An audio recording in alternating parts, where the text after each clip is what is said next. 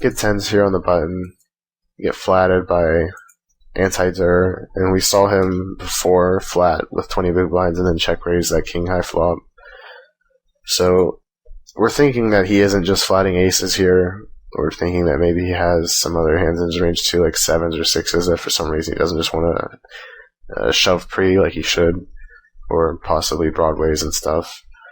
But in reality, that's probably bad, especially when I have 222 hands of him being 23-18.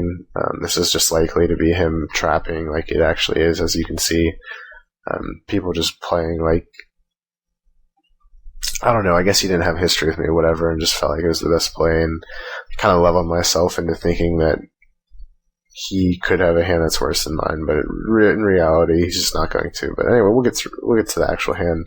I see bet, it's about the best flop you can get. I mean, not the best regarding without a set, but I mean, it's pretty low and there's nothing connected, so I bet small. He calls 4 on the turn. I'm still pretty excited about my hand, and I think it's the best hand just because I don't really know his tendencies. And I bet again for value, and now he check raises, and like it's just so obvious at this point that this is just like, I don't even know. I might have been tilted from 4-bet shoving 9-10 or whatever, but like I'm really surprised that now like I still couldn't fold after getting check raised on the turn. There's just really nothing in his range that I beat at this point. It's just, if he had a bluff, he would have check raised on the flop like the hand against the Johnny K went when he flatted that kind of stack size. There's just no way he'd check call and then check raise bluff the turn with anything. So I have to assume I was tilted a little bit from the 9-10. I don't know. I was just kind of maybe angry at myself for doing it and maybe wasn't thinking clearly, but I don't think that's the great end. I mean, I was also thinking about him calling before against Johnny K and maybe thought his range was a little wider too, but I don't know. I just think it's pretty easy fold, at least on the turn.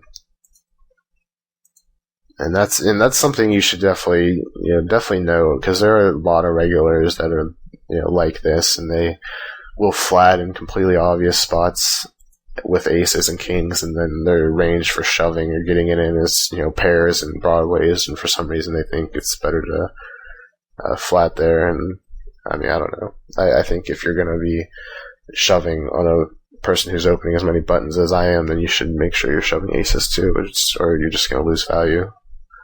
If they know, after they see you do that, it's not going to be obvious the next time you do it. And it should be obvious the first time you do it, really. But whatever, we're going to move on from that. Oh. Opens the button, gets fold, sorry. So now we have much less, but we're still not going to get tilted, hopefully, anymore.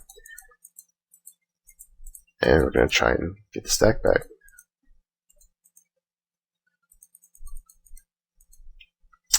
Fold to 6-3, now I get ace-10. And Eduardo has been min-raising a good bit, but he's min-raising under the gun now, and, he is 23-17 over 88 hands is what I have. I feel like ace-10 is ahead of his range, but it feels like a lot to just ship in to an under the gun open, even if it is 6 max. I wouldn't mind 3-bet folding to like 1300. Yeah, I mean, I know he's not going to 4-bet shove light, but I am kind of shallow. I think shoving is okay, but I just decided to fold here.